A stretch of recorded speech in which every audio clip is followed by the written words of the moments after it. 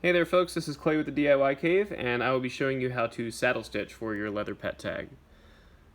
For this process, I will need my tag, my thread, and 2 needles.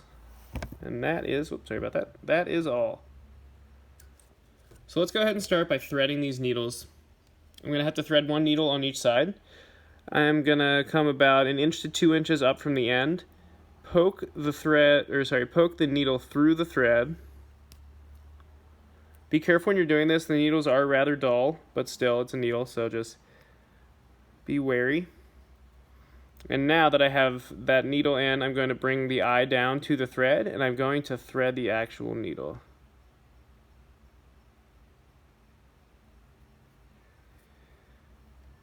So I've got that threaded, and now I just pull the needle down through that original hole.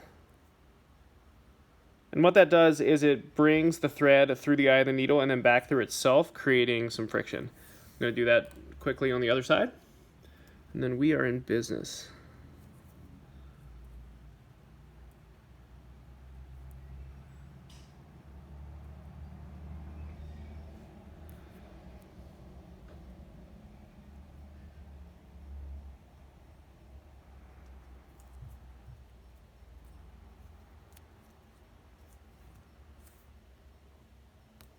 All right, let's get started.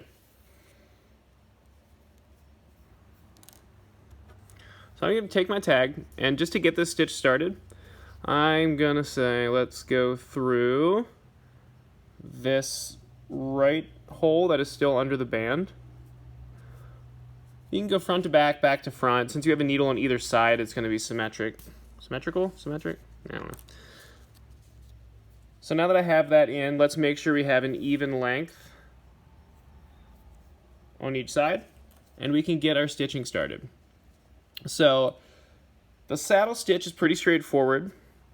I'm going to take my needle that is in the back, and I'm going to go through the front,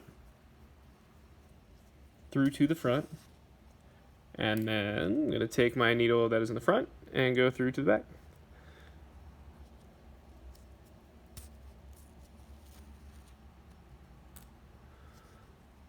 Couple notes.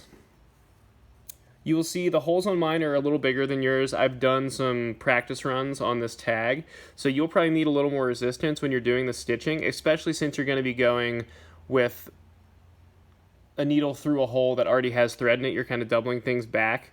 The resistance is good. It'll keep the thread in place and keep it from shifting around, especially in your first few stitches.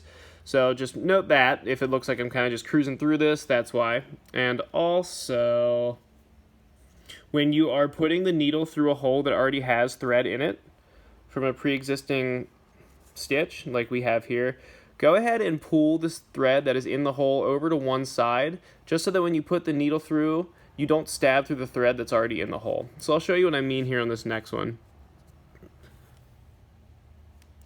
So let's go front to back, 1 hole counterclockwise, and back to front. So now that I have this thread through here, I'm going to pull this thread over to the right so that when I bring this one from back to front, I do so without stabbing the needle through the thread.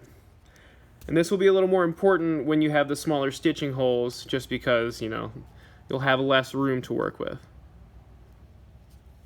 Alright, and just to keep an even pattern, I'm always going to go front to back and then back to front. So yeah, now we can just kind of keep on cruising, make sure you've got the holes lined up appropriately.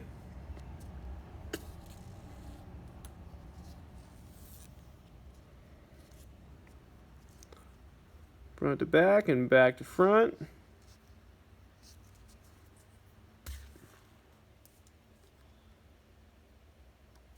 Front to back.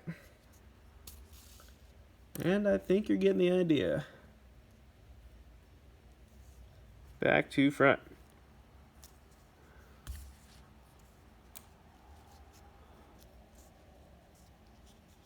Alright, so that is the start of our saddle stitch.